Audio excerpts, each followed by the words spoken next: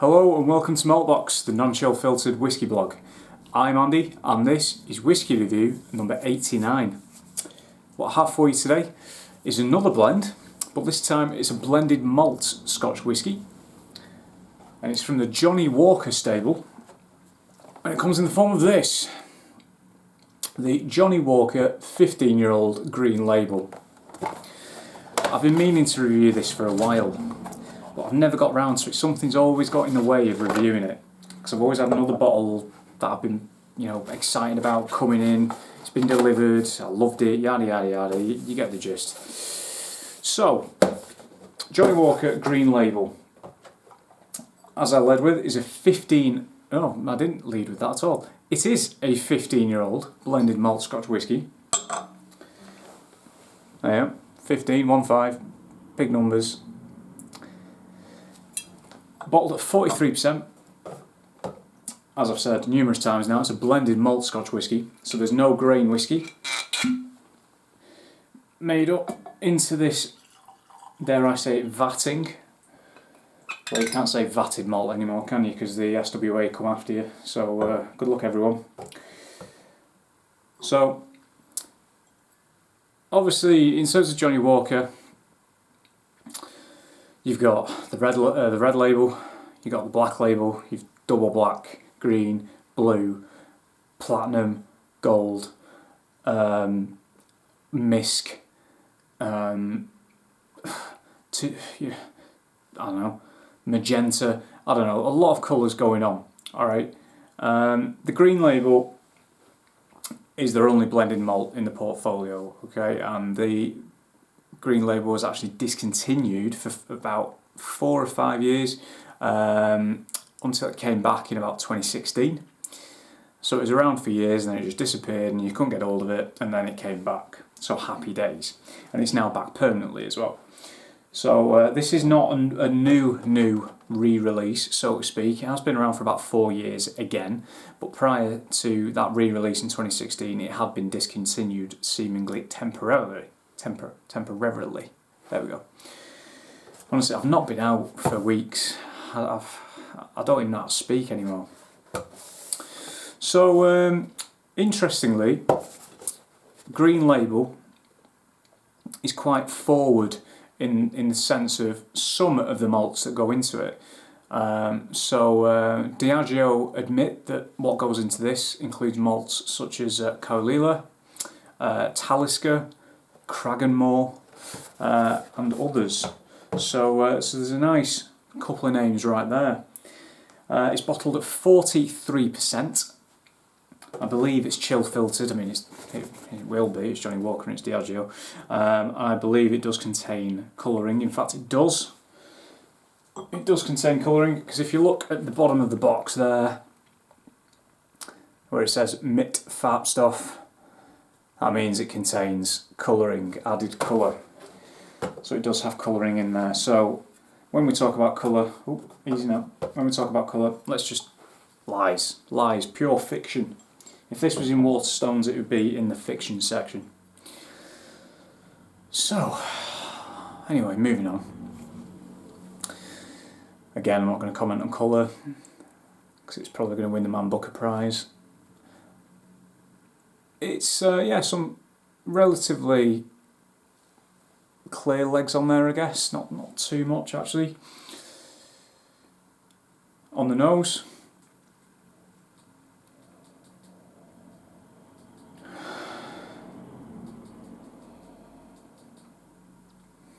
Okay. Massive, huge amounts of honey on there. There's honey, there's coffee, there's something a little bit musty as well, potentially like old oak, like an old oak chest or something like that.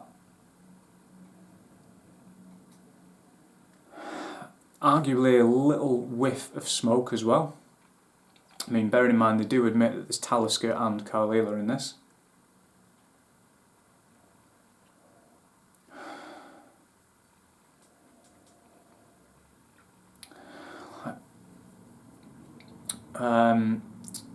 What I'd probably define as burnt butter, or maybe it's called known as brown butter. I can't quite remember how you describe it. It's basically like when you burn butter in a pan basically until it turns brown. It smells like that, which it sounds unpleasant, but it's not. You can make some really good cookies with burnt butter. It then gets a little bit nutty, very nutty actually. And then a little bit right at the end, right at the tail of that nose, there's a little bit of fruit in there.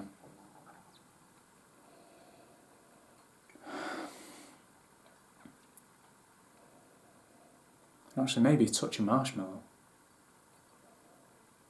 I think the fruit that I'm getting is pears, so it's not tart like apple, it's actually quite soft, quite subtle, but it's quite fruity and quite fresh. Which actually goes quite well considering the forefront of it, as I said, was quite heavy and rich in the sense of all that honey and that coffee and the nuts and stuff like that. And, a bit of toffee maybe in there. Right, now I picked this up on Amazon on sale for $27.50, something like that, a few months back. You can regularly find it on offer in Morrison's, Tesco, places like that. Hey mate, Winston's here. Its usual retail price is around £40 to £45 depending on the retailer. So 40 to 45 quid, which in fairness, for a 15-year-old in the current market, isn't that bad. Really, is it? It's not too bad at all. It's actually nice to see an age statement on something like this as well. I mean, obviously, the black label is 12 years old and carries that age statement, which again is nice to see. The red label doesn't, the platinum doesn't, the gold doesn't either. I think the thing that irks me about the gold and platinum, it just reminds me of old cigarettes, like Benson and Hedges and things like that.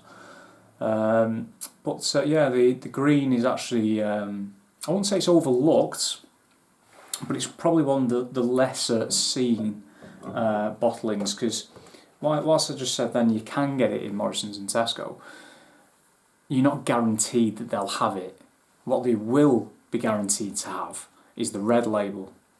They are guaranteed to have the red label. Every shop I've ever been into that sells alcohol has a bottle of Johnnie Walker red label. I think, from memory, it's the biggest selling Scotch blended whiskey export off the top of my head. Like, we talk about Glenfiddich and Glenlivet having this sort of like competition in Speyside to see how many millions of cases they send out in a year. They pale in comparison to how many cases of Johnnie Walker red are sent across the world. So yeah, you'll always see the red label and you'll always see the black label, generally speaking. But you won't always come across this. Should we see what it's like on the palate?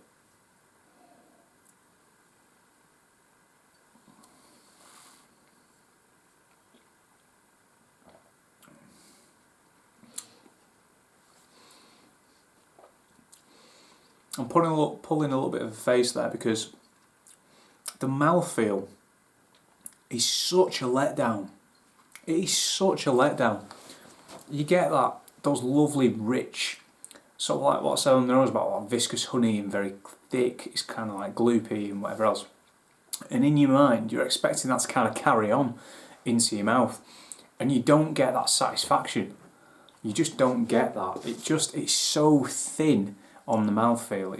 And you know from all my previous reviews how passionate I am about quite a nice, thick, oily, mouthfeely whiskey.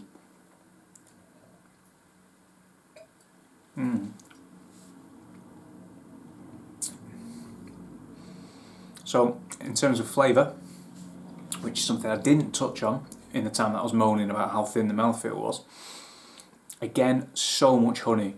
I'm getting a ton of honey in there. Brandy snaps, those little like basket things. Never know how to describe a brandy snap. How do you describe a brandy snap? What even are they? All I know is that I eat them and I know what they look like.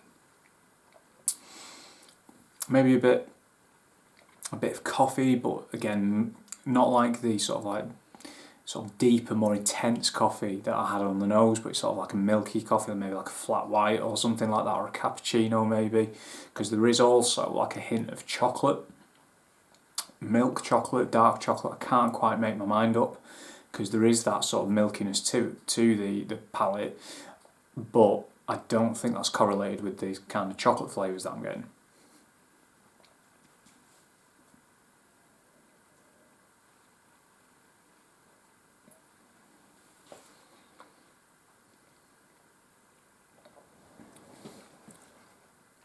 Again, I cannot tell you how disappointed I am in that mouthfeel. It's such a letdown.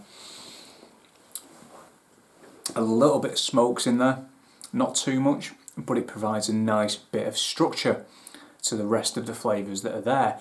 And it does kind of show itself a little bit further down the line, going into the finish, where the finish becomes spicy. There's a little bit of maybe nutmeg in there, a nice amount of warmth, and I wouldn't say the finish was bitter, but it is quite drying. It is also a little bit sweet as well.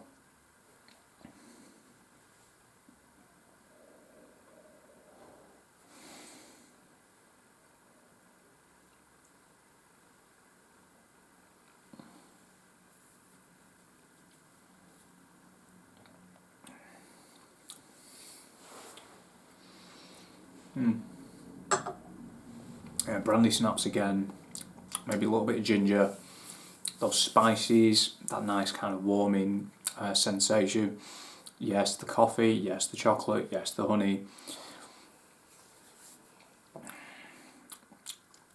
I wouldn't say there's any, for me, I cannot say that there's really any fruit on the palate, except maybe the slight hint of orange. It could well be that that chocolate is Terry's chocolate orange, to be fair, if you mix that all that stuff together. So yeah, so Johnnie Walker Green Label. I suppose the one whiskey that I didn't mention that was sort of put out there by Diageo is Linkwood. So it's they're admitting that it's Talisker, Linkwood, Cragganmore and Coleela in there. But anyway, that's by the by. They are not the only 4 whiskies in there. They are other whiskies from Diageo's portfolio. So think of distilleries such as Strathmill, which I have a weird soft spot for actually. Things like Inchgower, you name it. I mean, bloody half the distilleries in Scotland are owned by the buggers, aren't they? So yes, quite a lot of whiskey will be in this, apart from those already named, well-known components. Because shockingly enough, those whiskies that have been named actually make up a lot of the classic malts range that people will recognise. So in terms of score, I think I'm going to give the Green Label a 5 out, well no, 5.5 out of 10. I was going to say 5 then, but 5.5, I'll give it that. It's got a lovely nose. I do love the nose on this whiskey. The mouthfeel lets it down. However, it has still some nice structure, some nice flavours. It is quite rich, but it's not too cloying. It's affordable. It's accessible. 43%, at least it's not 40. It's coloured to shit, so it's got a full whack of colour in there, no doubt. But as well, 15-year-old whiskey for that price. I don't think you can really go far wrong, to be honest. So, thanks so much for watching. See you soon.